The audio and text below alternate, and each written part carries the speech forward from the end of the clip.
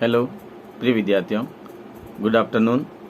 आज हम प्रतिनिधित्व के प्रमुख सिद्धांतों के बारे में बातचीत करेंगे कि चुनाव के जो पद्धति होती है, इस चुनाव पद्धति में किस प्रकार से जो प्रतिनिधित्व दिया जाता है, तो उसके प्रमुख कौन कौन से सिद्धांत हैं, उन सिद्धांतों के बारे में बातचीत करेंगे। तो प्रतिनिधित्व के जो प्रमुख सिद्धांत हैं, उनमें से कुछ सिद्धांत हैं, उनके बारे में आज हम यहाँ पर बातचीत करेंगे। पहला सिद्धांत हम लेते हैं प्रतिनिधित्व का प्रतिक्रियावादी सिद्धांत, यानी कि प्रतिक्रियावादी जो सिद्धांत है, इस सिद्धांत के जो प्रमुख समर्थक हैं उसमें से थॉमस हॉब्स और अलेक्जेंडर हैमिल्टन इसके प्रमुख विचारक हैं, या इनके प्रमुख समर्थक भी कह सकते हैं। इसकी प्रमुख विशेषताएं क्या क्या है कि प्रतिनिधि का जो प्रतिक्रियावादी सिद्धांत है, इसकी प्रमुख विशेषता क्या है। तो पहली विशेषता इसमें यह है कि व्यवस्था एवं सत्ता की आवश्यकता पर बल देते हैं। ये जो सिद्धांत है, इसकी पहली विशेषता है, ये व्यवस्था और सत्ता की आवश्यकता पर बल देते हैं। दूसरी बात ये कहते हैं कि कार्यपालिका एवं संसद की सर्वोच्चता का महत्व होना चाहिए, यानी कि कार्यपालिका एवं संसद की सर्वोच्चता पर ये इम्पोर्टेंस देते हैं। तीसरी बात कहते हैं कि राजतंत्र का ये समर्थन करते हैं।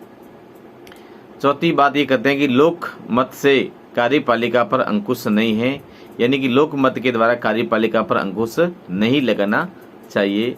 आगे ये बात करते हैं कि जन साधारण सरकार की नीतियों में विश्वास करे, यानी कि सरकार के द्वारा जो भी पॉलिसी अपनाई जाती है, जन साधारण इस पर विश्वास करे। ऐसी मान्यता है कि राजनीतिज्ञ लोकहित के सर्वोत्तम व्याख्याकार एवं रक्षक है, इस प्रकार की भी इनकी मान्यता होती है। सत्ताधारी वर्ग पर जन साधारण का कोई नियंत्रणकारी प्रावधान नहीं होना चाहिए। इस प्रकार से ये जो प्रतिनिधि या प्रतिक्रियावादी जो सिद्धांत हैं, ये सिद्धांत इस प्रकार से बात करते हैं, यानी कि इस सिद्धांत के आधार पर हम कह सकते हैं कि सिद्धांत लोकतंत्र की अपेक्षा राजतंत्र का सबसे ज्यादा समर्थन करते हैं। जबकि वर्तमान परिप्रेक्ष्य में हम देखते हैं कि लगभग दुनिया की जो सभी देश हैं, वहां पर राजतंत्र की जगह लोकतंत्रात्मक शासन पद्धति स्थापित है। दूसरा जो सिद्धांत है उसके बारे में बात करते हैं कि प्रतिनिधि का रूढ़िवादी सिद्धांत, यानी कि जो रूढ़िवादी जो सिद्धांत है, इस सिद्धांत के जो प्रमुख समर्थक हैं उसमें एडमंड बर्क एवं जेम्स मेडिसन जो इसके प्रमुख समर्थक हैं। तो रूढ़िवादी जो सिद्धांत है, इसकी प्रमुख विशेषता ये है कि सत्ता पर सार्वजनिक नियंत्रण को स्वीकार करना, यानी वो कहता है कि सत्ता पर सार्वजनिक नियंत्रण, यानी कि सभी लोगों का इस पर नियंत्रण होना चाहिए। सत्ता में जन साधारण की सद्भागीदारिता नहीं है, इसमें जन साधारण विशिष्ट वर्ग में से अथवा शासक वर्ग ही इसको सुने। जन साधारण को अपने प्रतिनिधियों को निर्देश देने का अधिकार नहीं है, यानी कि जनप्रति जब सुने जाते हैं तो जनता को उनकी प्रतिनिधियों को अलग से कोई इस प्रकार से निर्देश देने की आवश्यकता नहीं है, वही व्यक्ति अपने अनुसार काम करेंगे। जन साधारण अपने प्रतिनिधियों अधिकारियों से संतुष्ट न होने पर अपने चुनाव में उन्हें हटाकर विशिष्ट वर्ग में से नए प्रतिनिधि को चुन सकते हैं, यानी कि अगर जो जनता के प्रतिनिधि हैं, वो जनता के प्रतिनिधि उनकी अपेक्षाओं के अनुसार काम नहीं करते हैं, तो विशिष्ट जो वर्ग हैं उनमें से ही उनको चुना जाना चाहिए, जन साधारण से नहीं चुना जाना चाहिए।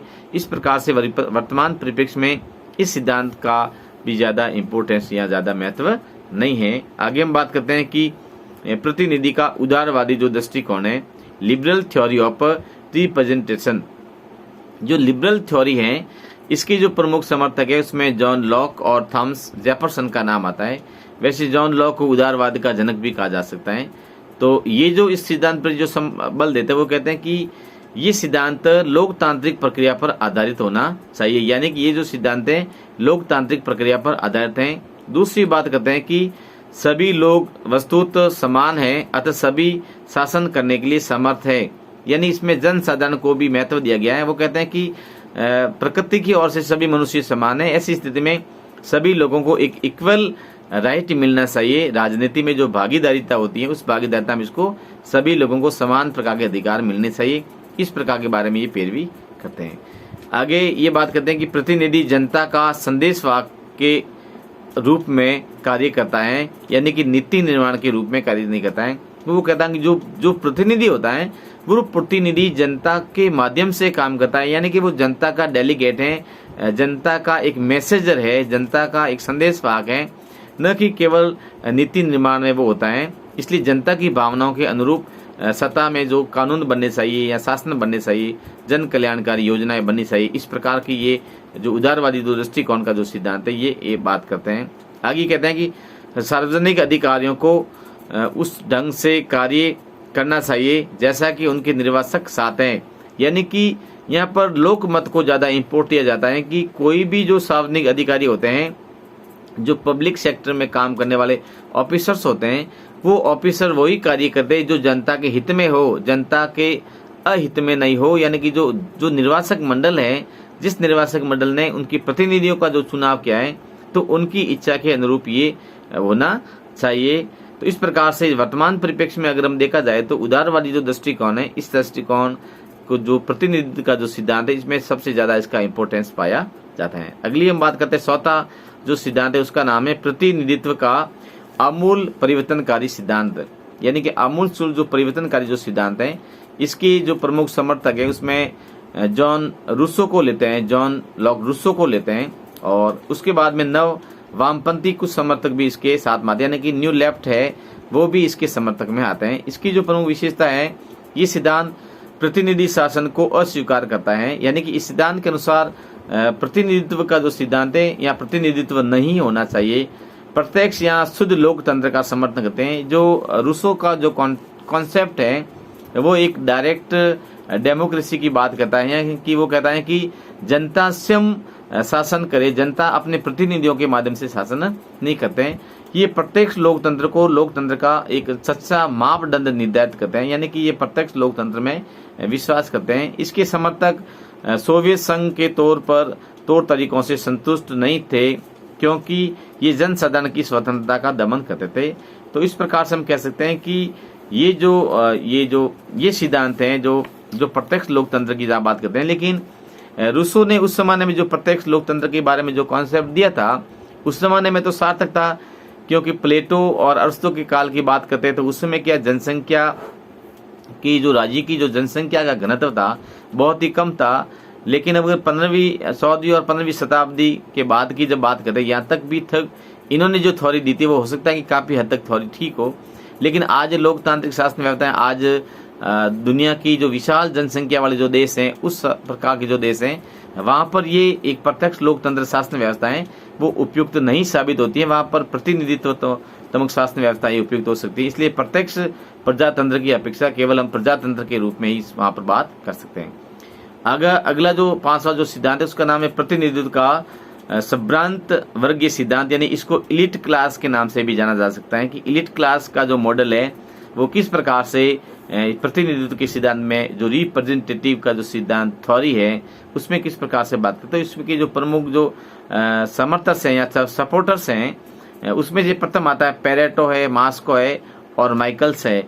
ये जो है ये इलिट क्लास से संबंध रखते हैं या ये अभिजन वर्ग से संबंध रखते हैं। तो ये जो बात करते हैं, इनकी जो विशेषता सिद्धांत की है, ये अल्प तंत्र के लो नियम पर आधारित हैं, शासन व्यवस्था का समर्थन करते हैं। क्योंकि इनकी जो धारणा होती है वो कहते हैं कि कुछ लोग जो शासन करने के लिए पैदा होते हैं और उत्तम लोगों का शासन ही सर्वोत्तम होता है।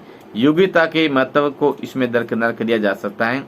तो लोकहित के लिए चुने हुए कुछ लोग ही शासन करने के लिए एक उपयुक्त मापदंड रखते हैं।